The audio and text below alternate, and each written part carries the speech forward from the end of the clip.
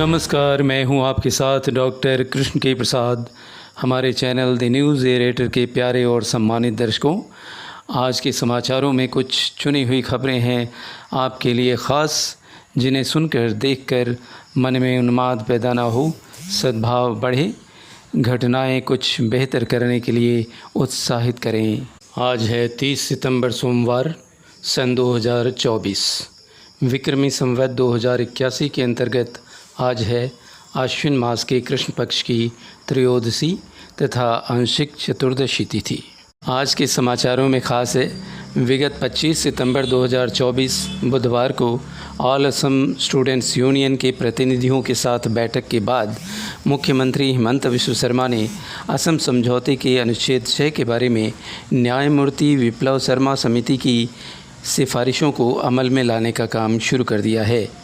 समिति की 15 प्रमुख सिफारिशें फ़िलहाल लागू नहीं की जाएंगी।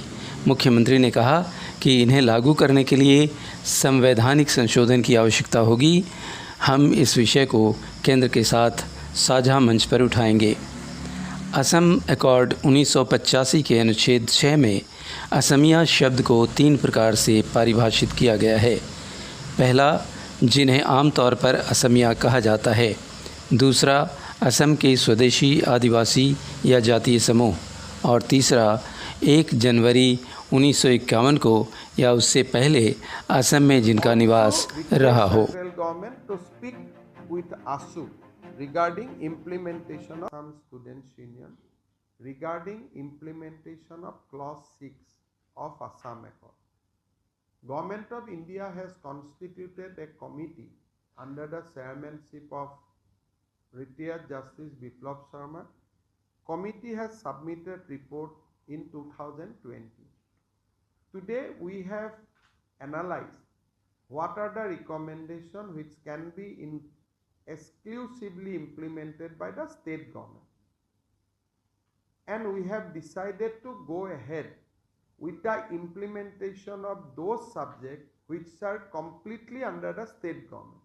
However, we have made it sure that we have made it clear that those recommendations will not be implemented in Barak Valley as well as in the 6th schedule area of Constitution of India without their explicit consent. There are certain recommendations which require constitutional amendment as well as it falls exclusively under the jurisdiction of central government. State government will take up with the central government regarding implementation with those recommendations, and will also request central government to speak with ASU regarding implementation of those provisions. Akhil Bharatiya Terapanth युवक परिषद के 60 वर्ष पूरे हो चुके हैं। इस मौके पर तेरापंथ युवक परिषद गुवाहाटी शाखा ने नेत्रदान जागरूकता अभियान चलाया, जिसमें विगत 26 सितंबर 2024 बृहस्पतिवार को अवकाश जम्मार और उनकी टीम एक्टर विला ने गुवाहाटी महानगर के फैंसी बाज़ार स्थित बॉटनिकल पार्क, केसी दास कॉमर्स कॉलेज सहित महानगर के विभिन्न स्थानों पर नुक्कड़ नाटक विज़न फॉर विजनलेस का मंचन करते हुए लोगों को नेत्रदान के लिए प्रेरित किया। अवकाश जम्मार ने बताया कि हर व्यक्ति को नेत्रदान करना चाहिए ताकि किसी नेत्रहीन के जीवन में रोशनी आ सके। शाखा अध्यक्ष श्री सतीश बदानी ने कहा, नेत्रदान फॉर्म भरने के बाद सर्टिफिकेट डाउनलोड कीजिए और सोशल मीडिया के स्टेटस पर ज़रूर डालिए, जिससे और लोग भी नेत्रदान के लिए प्रेरित हो सकें। शाखा सचिव श्री पंकज सेठिया ने भी यह अपील दोहराई। नाटक में अवकाश जम्मार के साथ भाग लेने वाले कलाकार थे खुशबू चोपड़ा, मीनाक्षी बुच्चा, मंजू डागा, इंदू डागा, सूरज देवी डागा, खुशबू कुंडलिया, दीपाली तातार, निशा बासफोर, आयशा खानोम, आफरीन हुसैन और अन्य साथी। विशेष तकनीकी निर्देशक मनोज दास तथा डांस कोरियोग्राफर विकास सिन्हा ने अपनी महारत दिखाई। आप भी देखिए इस खास मंचन की एक झलक।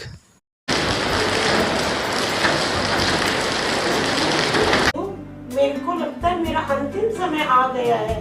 जाने से पहले मैं अपने नेत्र दान करना चाहती हूँ, तो तुम इनको फोन लगाओ। अच्छा लगा।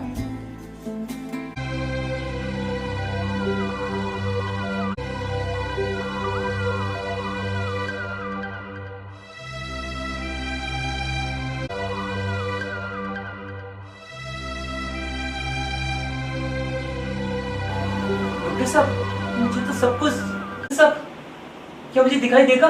हाँ देगा, धैर्य रखो आकाश। संगीता, मैं तुम्हें देख पा रहा हूँ। संगीता, सच आकाश? हाँ Sangeeta, thank you God. Thank you doctor, thank you मैं देख पा रहा हूँ। अब हमारे रोने के दिन नहीं है भैया। नहीं, भगवान का लाख लाख शुक्र है कि आज आप देखने लगे। हम सभी से यही निवेदन करना चाहते हैं कि नेत्रदान अवश्य करें, ताकि किसी की जिंदगी में रोशनी आ सके, जैसे हमारी जिंदगी में आई। लखनऊ से प्राप्त ताज़ा समाचार के अनुसार 29 सितंबर 2024 रविवार को विश्व हिंदू रक्षा परिषद के गोमती नगर स्थित कार्यालय में सैकड़ों लोगों ने परिषद की सदस्यता ग्रहण की। वाराणसी के शनिदेव पीठाधीश्वर श्री कन्हैया महाराज ने भी इस अवसर पर परिषद की सदस्यता ली, जिन्हें परिषद के राष्ट्रीय अध्यक्ष गोपाल राय ने धार्मिक प्रकोष्ठ का राष्ट्रीय अध्यक्ष नियुक्त किया और युवा हिमांशु धवल को उत्तर प्रदेश का संगठन मंत्री घोषित किया। इस अवसर पर श्री राय ने कहा कि बांग्लादेश और पाकिस्तान में हिंदुओं की संख्या घट रही है, जो गंभीर चिंता का विषय है। उन्होंने कहा कि अंतर्राष्ट्रीय समुदाय को बांग्लादेश की स्थिति पर ध्यान देना चाहिए। भारत सरकार को भी क्रिकेट मैच के समय विरोध दर्ज कराना चाहिए था। संयुक्त राज्य अमेरिका में बांग्लादेशी प्रवासियों के एक बड़े समूह ने बांग्लादेश की अंतरिम कामचलाऊ सरकार के वर्तमान मुखिया मोहम्मद यूनुस के खिलाफ पिछले 24 सितंबर 2024 को यानी मंगलवार को ज़ोरदार विरोध प्रदर्शन किया। विरोध प्रदर्शन न्यूयॉर्क के एक होटल के बाहर हुआ, जहां मोहम्मद यूनुस संयुक्त राष्ट्र महासभा के नवीनतम सत्र में भाग लेने के लिए रुके थे। यह विरोध प्रदर्शन बांग्लादेश में हिंदुओं पर हो रहे हमलों को लेकर था।